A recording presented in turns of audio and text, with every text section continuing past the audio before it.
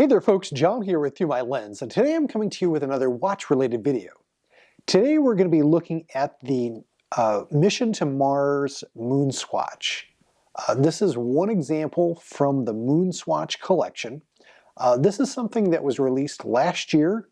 The release of the collection was in many watch enthusiast minds one of the most important releases of 2022.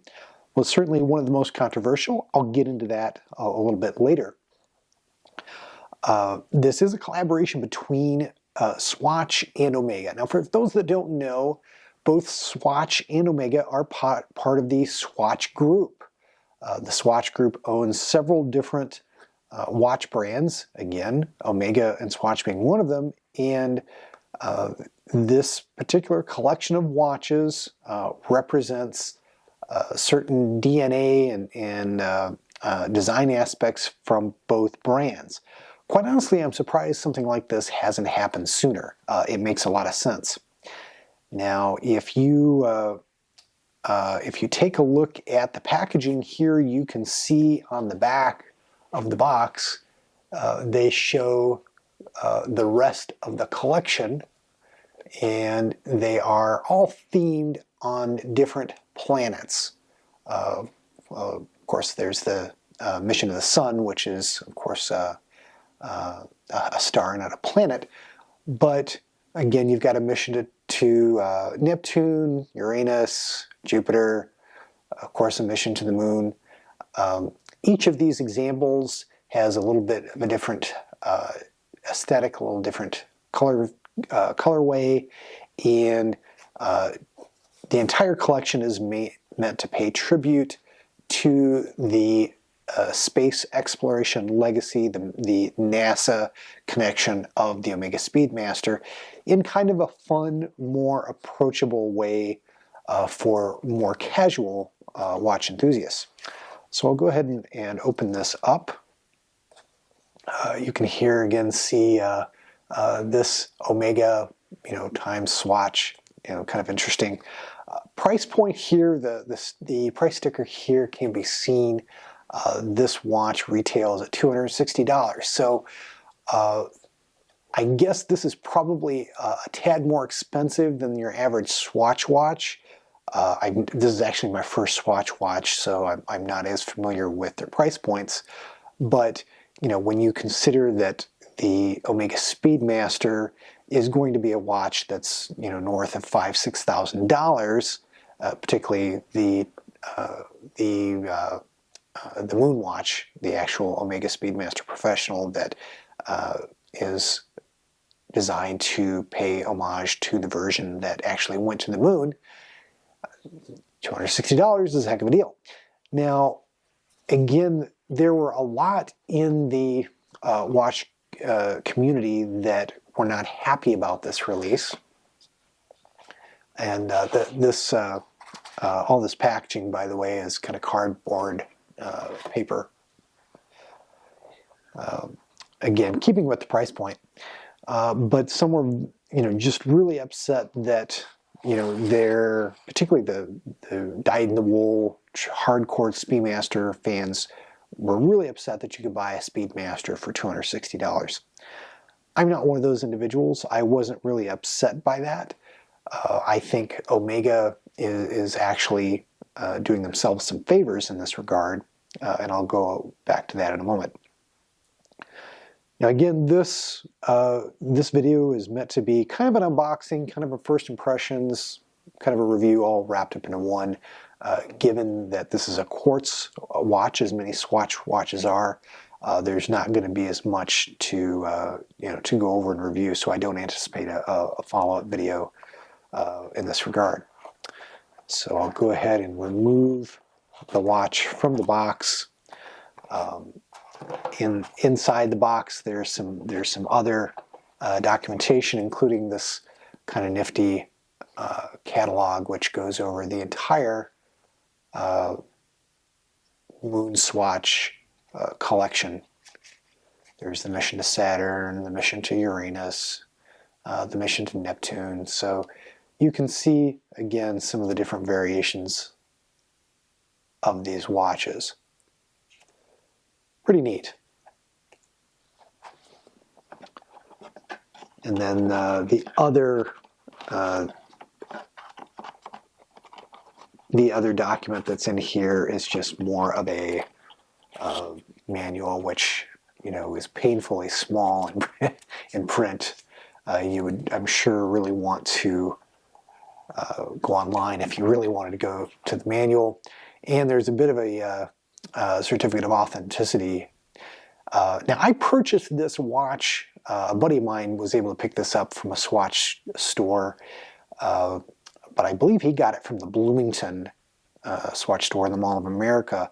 This is showing as it's come from the Times Square store, so I don't know if the stores send them to each other. Maybe they come into New York to the Times Square store and then they get shipped to the other Swatch stores. I don't know.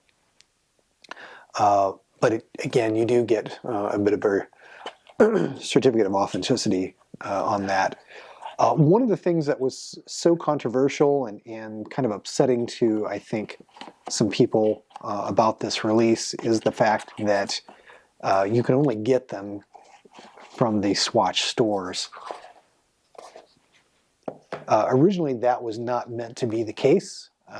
Originally, when these watches were announced by Swatch, the idea was that you were going to be able to order them online. And they did, change course on that before the watches were released, or right before they were released. Again, there was some discussion that maybe initially they were only going to be available from the Swatch Group stores, but then eventually you were going to be able to order them online.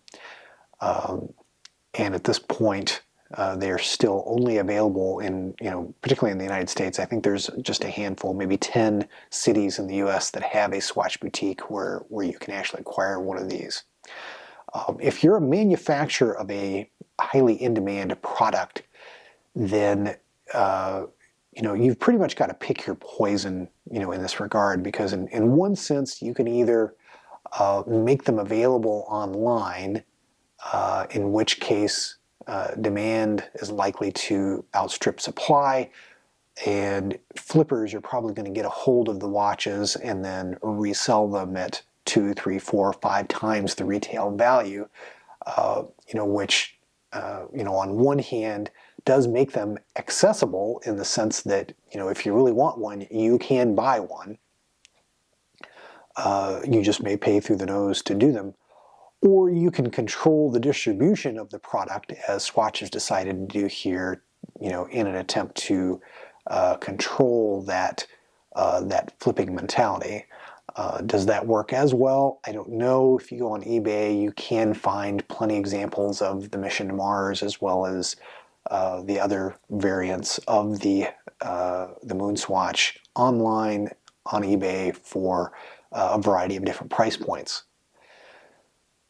So, ultimately, it's been several months. I think it's been at least 7-8 months since they were released. If you really want one, you can get one. The problem with the Swatch boutique distribution is, you can't always walk into a Swatch store and guarantee that the example that you want is there.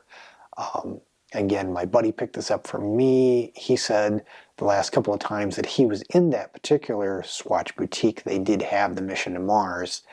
I said, hey, next time you go in there, pick me one up if they have one, and he did.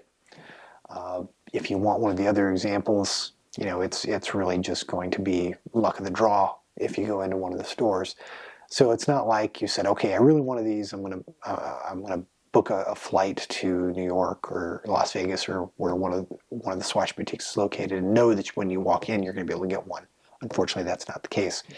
And I don't think you can call ahead to a boutique and say, hey, do you have this particular example? Great, here's my credit card, I'll be there next week. I don't think they'll do that for you either. It's really, you've just got to walk in the store and see what they've got available. So there's definitely some challenges to getting these watches. In terms of the watch itself, I think it's really neat. Again, they're certainly touting the fact that this is made from bioceramic materials, which I think is some sort of an eco-friendly amalgamation of ceramic with some sort of recycled plastic materials. I do have the lens protector or crystal protector still on this. The crystal appears to be a plastic crystal, very similar to the plexiglass type crystal that would have been on the original Speedmaster. So again, kind of a neat nod to the original watch. But I'm sure that would scratch up if you wore this daily, as they tend to. It does kind of feel plasticky, as you would expect a Swatch. Again, this is a $260 watch. The strap seems pretty similar. I think with the theme that they were going for, not only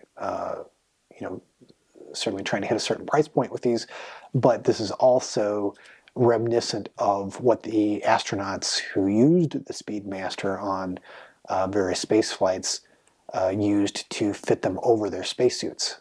Very similar Velcro strap.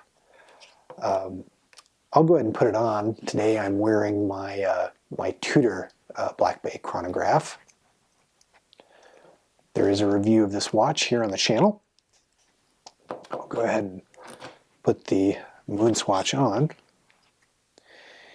And, again, these are available in a variety of different colors, which, again, is kind of fun. Some of the colors are clearly, geared to more female buyers. I think several, this one included, can be worn by either gender, pretty easily, pretty successfully. You can see it's branded both with the Swatch Group name and with the Omega name, and of course the Speedmaster, Mission to Mars, the Moon Swatch. So again, really fun, really interesting. Collectors will probably want to try to chase down all of the different variations. So you'll probably see a handful of a certain segment of collectors, maybe not watch enthusiasts necessarily, but collectors that will try to go to many different Swatch boutiques and try to chase down the versions that they don't have. Which there are people that enjoy doing that. I think that's great. Again, as I suggested before, I think this is a good idea, not a bad idea. There are, certainly a segment of watch enthusiasts that, appreciate high-end watches that, are multi-hundreds or multi-thousands of dollars in cost. But, how do you get the younger generation interested in high-end luxury wristwatches? I think this is a great gateway to introducing the younger generation to the legacy of the Speedmaster and everything that it represents, again, with the space missions, the ties to NASA, by making this kind of a collection available that's stylish, that's fun, that's very attainable from a price point, so that that younger generation gains that appreciation, and then when they get older and have more means, they can purchase a real moon watch if they so choose, or maybe another high-end luxury watch, another Omega or something else along those lines. So I think this is a great investment into future customers.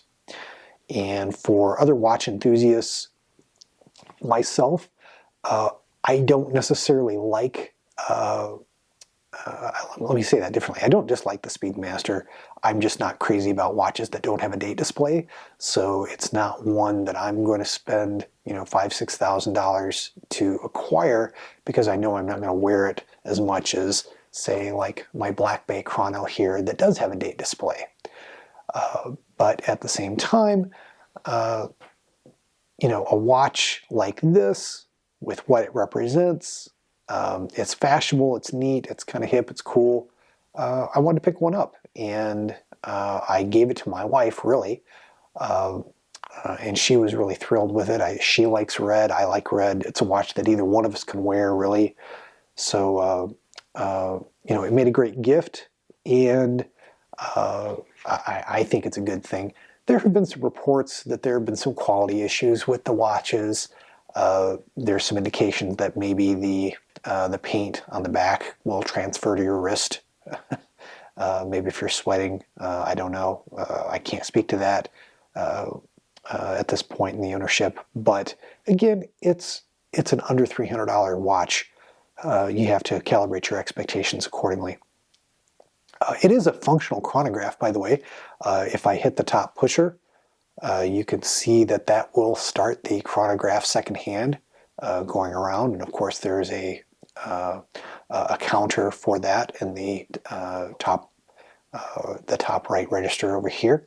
If I hit the top button again, it stops the chronograph second hand, and the bottom pusher will reset the whole thing. So pretty neat. Well, there you have it. There's kind of my review, my impressions, my unboxing of the Omega Speedmaster collaboration, the Moon Swatch. Again, I think it's a great thing. I don't know that I'll be chasing all the variations. I may try to pick up another one or two here or there if I run across one. But yeah, given how significant this was, I really did want to get a hold of one of these as a watch enthusiast.